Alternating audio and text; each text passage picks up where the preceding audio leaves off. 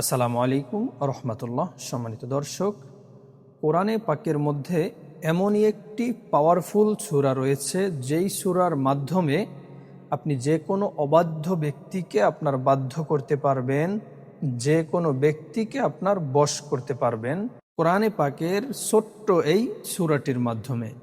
প্রথমেই আপনাকে সূরাটি সহিশুদ্ধভাবে শিখতে হবে, তারপরে আমল করতে হবে।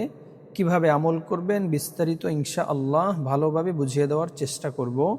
ধৈর্য সহকারে ভিডিওটা সম্পূর্ণ দেখুন, ভালোভাবে বুঝতে পারবেন এবং আমল করতে পারবেন। প্রথমেই আপনাকে সূরাটি সহিশুদ্ধভাবে শিখতে হবে। বিসমিল্লাহির রহমানির রহিম। ইন্না আ'তাইনাকাল কাউসার ফাসাল্লি লিরাব্বিকা ওয়ানহার ইন্না শানিআকা হুয়াল আবতার। বিসমিল্লাহির রহমানির রহিম। ইন্না আ'তাইনাকাল কাউসার ফাসাল্লি লিরাব্বিকা ওয়ানহার ইন্না শানিআকা হুয়াল আবতার। প্রথমেই আপনাদেরকে সূরাটি শুনাইলাম এই কারণে যেন যখন সূরাটি আপনারা পড়বেন কোনো ভুল না হয়, শুদ্ধভাবে এরপরে আমল করতে পারেন।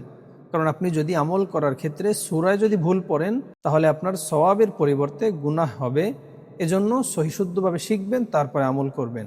প্রিয় দর্শক, যারা এই চ্যানেলে নতুন সবাই চ্যানেলটা সাবস্ক্রাইব করে পাশে থাকা বেল বাটনটি অল করে দিন, যেন নতুন নতুন ভিডিও সবার আগে আপনি পেতে পারেন।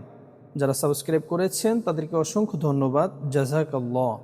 প্রিয় দর্শক, কিভাবে আমল করবেন? আপনি যখন আমল করবেন প্রথমেই পবিত্র অবস্থায় পবিত্র স্থানে বসবেন। হতে পারে একটি জায়নামাজের উপরে, অথবা মসজিদে বসে, অথবা পবিত্র যে কোনো স্থানে বসার পরে 3 বার ইস্তেগফার পাঠ করে নেবেন। আস্তাগফিরুল্লাহ, আস্তাগফিরুল্লাহ, আস্তাগফিরুল্লাহ। এরপরে 3 বার দুরূদ শরীফ পাঠ করে নেবেন, যে দুরূদ শরীফটা আমরা সবসময় নামাজের মধ্যে পড়ে থাকি, দুরূদ ইব্রাহিম।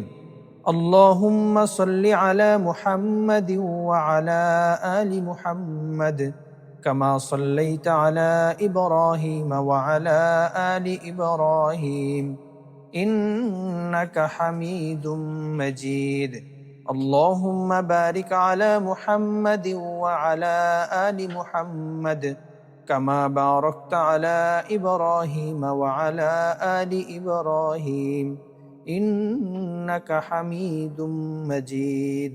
এভাবে সহিশুদ্ধভাবে 3 বার দুরূদ ইব্রাহিম পাঠ করবেন। 3 বার দুরূদ ইব্রাহিম পাঠ করার পরে যাকে আপনি বাধ্য করতে চান অথবা আপনি যাকে বশ করতে চান, আপনার আয়ত্তে আনতে চান, ওই ব্যক্তির নাম মনে মনে স্মরণ করবেন এভাবে যে, আল্লাহ, আমি ওই ব্যক্তিকে আমার বশ করতে চাই, আমার অনুগত করতে চাই, তাকে আপনি আমার অনুগত করে দেন।